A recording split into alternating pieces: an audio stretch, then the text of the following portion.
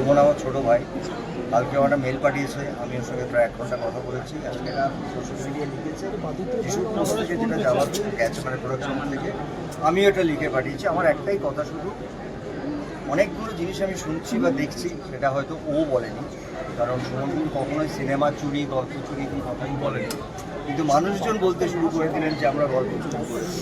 যদি গল্প চুরি করে থাকি আমি, তাহলে আমি রিকোয়েস্ট করবো সুমনকে, ওর যারা বিশ্বস্ত মানুষ তারা, কারণ আমি তো ওর গল্প নিয়ে কথা বলবো না, কারণ এটা আমার ইয়ের মধ্যে পড়ে না, মানে আমার ডেকোরামের মধ্যে পড়ে না। অভিনেতা হিসেবে ওর যদি মনে হয় ওর পুরো স্ক্রিপ্টটা ওর বিশ্বস্ত মানুষকে শোনার, আর অভিমান এখন পুরোটা খোলা, মানে এটা মানুষের সামনে এসে গেছে, তারা বিচার করুক যে গল্প বা চরিত্র কি আছে, মিল আছে না আছে। কিন্তু এইটার বাইরে আমি কিছু বলতে চাই না। তবে আমি এটা মনে করি যে এইভাবে চোর চোর বদনাম দেওয়া, এটা বোধহয় আমার 40 বছরের কেরিয়ারের সততাকে প্রশ্ন করা। যদি আমি কোনো অন্যায় করে থাকি আমি বলতে পারি না অন্যায় করেছি, কিন্তু আমি জানি যে অভিনেতা হিসেবে আমার সঙ্গে এক একজন পরিচয় 30টা 40টা 20টা 15টা করে ছবি করেছে, এটা হয় না। কালকে আমি ফোন করেছিলাম, যিশু জানেই অনেকটা যে অভিমান ভাঙানো হচ্ছে, অভিমান আমাদের ক্রিয়েটিভ মানুষের অভিমান হবে, কিন্তু আমি ভাবিনি যে এটাকে এরকমভাবে পাবে। এবং সারাদিনে দেখলাম যে যে অভিযোগটা সুমন করেনি সেই অভিযোগটাই লেখালেখি আরম্ভ হয়ে গেল, যেটা মনে হচ্ছে গল্প চুরি করেছি আমি অভিনেতা একজন। আমি আমার জীবনে মিনিমাম 100টা পুলিশ অফিসারের চরিত্র করেছি, আমি ডাক্তারের চরিত্র করেছি, আমি ইঞ্জিনিয়ারের চরিত্র করেছি, আমি একজন ক্রিমিনালের চরিত্র করেছি, আমি একজন অভিনেতার চরিত্র করেছি, আমি একজন সিঙ্গারের চরিত্র করেছি। এটা তো অভিনেতাদের স্বাধীনতা, আমার এই স্বাধীনতাটাকে কেন কেড়ে নেওয়া হবে? আর গল্পটা যদি মেলে, তাহলে আমি এটাই বলবো যে সুমনের পাবলিশার ওর যাদের বিশ্বাস করে সেই গল্পটা স্ক্রিপ্টটা পড়া হোক, যারা ও যাকে বিশ্বাস করে, এবং আমাদের অভিমান তো এখন সামনেই আছে, তখন বলা হোক। বুম্বাদা, তোমার বিচার এই যে করা হোক তারপরে। তোমার যে হিরো বুম্বাদা, তোমার যে হিরোর লুক বা জড়গ্রস্ত লুক, যে দুটো লুকের কথা বলেছি, সেটা তো অন্য ছবিতেও আমরা দেখতে পেয়েছি, অনেক ছবিতে। তোমরা বলো, কারণ তোমরা তো আমাকে চোর বলছো, আমরা কই বুম্বাদা চুরি করেছে বলছো, তো আমি কি চুরি করব? আমি একটা কথা বলছি, এটা অ্যাক্টরের আইপিআর এর ওপরে কোনো রাইটস নেই। যদি কোনো লেখকের কোনো আইপিআর থাকে, যেরকম ফেলুদা কাকাবাবু, সেটার একটা রাইটসের ব্যাপার থাকে। আমি অভিনেতা হিসেবে আমার কোনো রাইটস নেই, আমার একটা চরিত্র বাঁচার অধিকার আমার আছে, যে আমি কোন ছবিটা করবো, এবং আমি সেটা পারিশ্রমিক নিয়ে করেছি। কারোর জন্য হয়তো 10 টাকা বেশি নিই, কারোর জন্য হয়তো 2 টাকা কম, কিন্তু আমাকে এরা পারিশ্রমিক দিয়েছে, আর আমার চরিত্র বাঁচার অধিকার। আমার সুমনের এগেনস্টে কিচ্ছু নেই। আমি এখনও চাই, কালকে আমি যেভাবে বুঝিয়েছি যে এই ছবিটা আবার করা যায়, এটার সাথে এটার কোনো মিল নেই, কিন্তু ও যেগুলো পয়েন্ট বলে, তোমরা কত দেখেছো, তোমরা জাতিস্বর দেখেছো, নিরুদ্দেশ হয়ে যাওয়া দেখেছো একটা মানুষকে,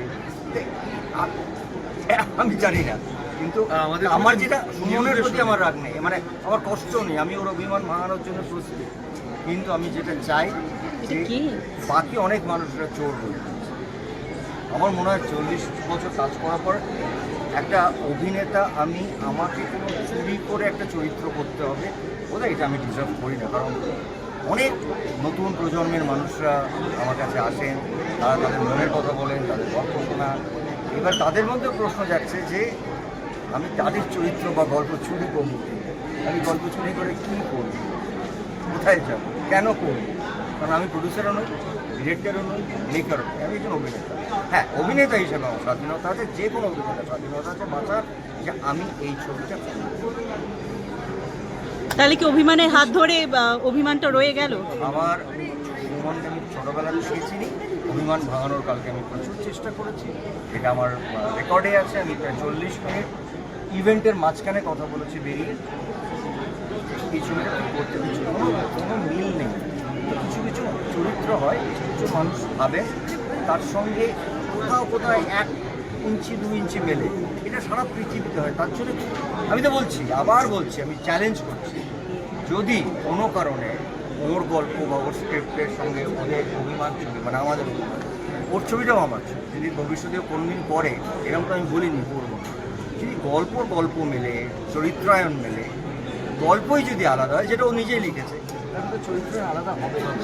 আর এটা তো সবাই এখন বেরিয়ে বলছে এটা বাবা ছেলের গল্প, যিশুদা বলি দাদা বা সুমনদার এই পোস্টার পর তুমি কি যোগাযোগ করেছিলে বা ভুল ভাঙানোর চেষ্টা করেছিলে? পোস্টের পরে কালকে আমি একটা মেল পেয়েছিলাম, মেলের পরে আমি ওকে বলেছিলাম ওর টাইমটা তো আলাদা, তোর টাইম মতন ফোন করিস, ও আমায় ফোন করেছিল, তখন আমি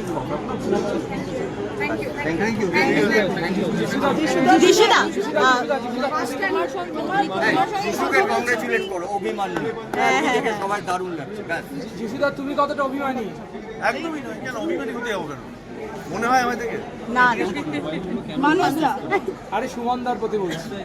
সুমনদার প্রতি আমি কি বলবো সুমনদার প্রতি? সুমনদা is senior and I love him. Thank you. বেশ, এই যে সকলের রেসপন্সটা তোমরা হলে বসে দেখলে আর কি, সকলে মিলে উপভোগ করেছে, সেটা একদম নিজের চোখের সামনে দেখা, সেই মুহূর্তটা একটু বলো। রাইদি কাঁদছিল অত্যন্ত, যিশুদা কি বলবে? তাই তো আমার দিদি শুধু ও তো কাঁদবেই, ঠিক আছে, কিন্তু অন্যরাও ইমোশনাল হয়ে পড়েছিল, যেটা দেখে মানে ইমোশনাল করার আমার ইচ্ছে ছিল না অবভিয়াসলি, বাট ছবিটা দেখে তারা ইমোশনাল হয়ে গেছে। এবং আমার কয়েকজন বন্ধু ওরা এসেছিল, তাদের একজন দেখে বলেছে যে সে রিসেন্টলি তার বছরখানেকও হয়নি সে তার বাবাকে হারিয়েছে, এবং হি ওয়াজ ক্রাইং আ লট। এইটা তো পাওয়া যে পুরনো স্মৃতি, বাবা মার প্রতি আমাদের ভালোবাসা, আমাদের মান অভিমান, তাই নিয়ে এই ছবি, এবং হোপফুলি মানুষের ভালো লাগবে। আজকে তুমি তো ভীষণভাবে আবেগপ্রবণ একজন মানুষ, তুমি কি কোথাও আবেগী হয়েছিলে? 2-3টে সিন আছে, যতবার দেখি কেঁদে ফেলি, সো ইয়েস। Thank you.